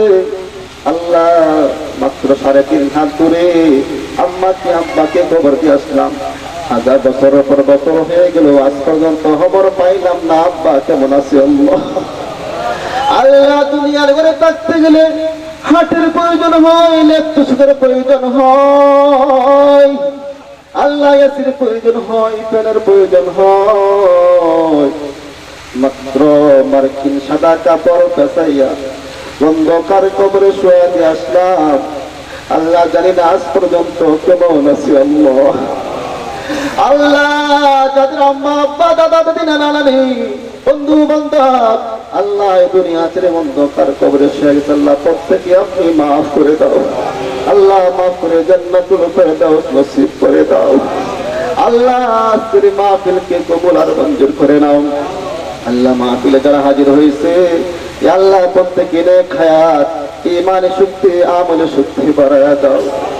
আল্লাহ আজকের মাহফিলে সম্মানিত প্রধান অতিথি সুদীর্ঘ ঢাকা হইতে আমাদের আহ্বানে আল্লাহ তশরিফ এনেছেন দ্বীনের খেদমতের জন্য। আমার ভাইদের নেক হায়াত কামনা করি। আল্লাহ আল্লাহ দীর্ঘ হায়াত দাও। আল্লাহ সুন্নতের খেদমত করার তৌফিক দান করে দাও। আল্লাহ আমার এই ভাইকে দীর্ঘ হায়াত নেক হায়াত ঈমানে শক্তি বাড়ায়া দাও।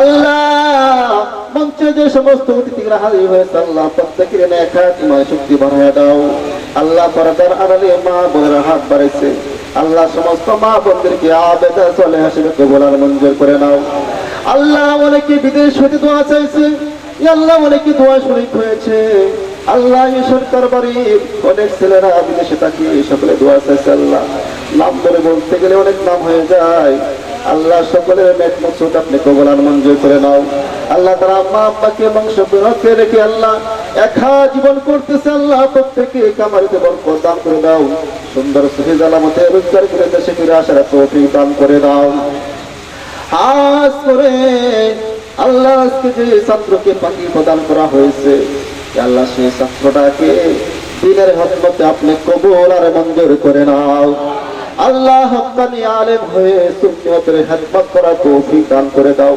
ইয়া আল্লাহ মাদ্রাসায় যারা খেদমত করছে টাকা দিয়ে পয়সা দিয়ে বুদ্ধি দিয়ে আল্লাহ যে সমস্ত শিক্ষকরা খেদমত করছে তাদের খেদমত আপনি কবুল আর মঞ্জুর করে নাও রব্বির হুমহুমা কামা রব্বায়ানি সগীরা রব্বির হুমহুমা কামা রব্বায়ানি সগীরা প্রাণের মা